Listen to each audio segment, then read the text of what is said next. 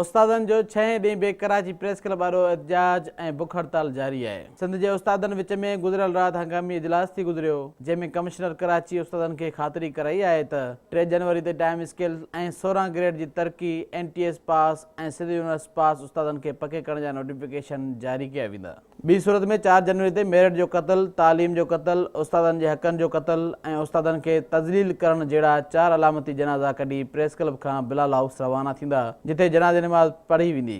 2017 साल ख़त्म थींदो, सिजल थियो।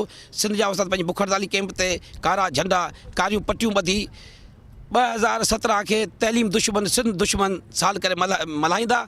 ऐं राति जो 12 बजे जीअं 2018 शुरू थींदो, सिंध जा उस्ताद सिंधी क़ौम सां वचन था कनि, हिन सूबे जे माण्हुनि सां वचन था कनि त जेका तइलीम जी तबाही हिननि कई आहे, सिंध जो उस्ताद उनजो पूराव कंदो। 2018 मंझि कराची प्रेस क्लब खां अलामती जनाज़ा, मेरिट जो क़त्लेआम, उस्ताद जे हक़नि जो क़त्लेआम, सिंध जी तइलीम जो क़त्लेआम, इहे 4 जनाज़ा खणी असां मार्च कंदा बिलावल हाउस अॻियां। अलामती जनाज़े नमाज़ पढ़ंदासीं पंहिंजे हक़नि जी हासिलात जे लाइ। उस्तादनि बिलाल भुट्टो खे पिणु जनाज़े नमाज़ में शरीक थियण जी अपील कई आहे। बिलावल साहब खां मुंहिंजो मुतालबो आहे, सिंध जे उस्ताद जो ही मुतालबो आहे त जे ही अलामती जेके जनाज़ा असां 4 खणी प्रेस क्लब खां बिलावल हाउस ताईं वेंदासूं, इन जनाज़नि ते, अलामती जनाज़नि ते जनाज़े नमाज़ में अचण जे लाइ ऐं अची पढ़ाइण जे लाइ बिलावल साहब खे गुज़ारिश आहे त उहे अचनि ऐं इहा जी जनाज़े नमाज़ पढ़नि। उन खां सवाइ सुभाणे कारियूं पटी ॿधी 2017 खे सिंध जी तालीम लाइ कारो साल करे अलविदा कंदा ऐं राति जो देर सां ॾीआ ॿारे 2018 खे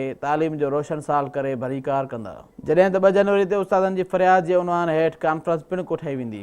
उस्ताद अॻवाननि जी ॻाल्हि ॿोल ॿुधी, जंहिंजो चवणु आहे त 4 तारीख़ ते 4 जनाज़ा कढी बिलाल हाउस ॾांहुं रवाना थींदा, जिथे बिलाल भुट्टे खां बि मुतालबो कयो आहे त उहो बि असांजे जनाज़े में शरीक थिए।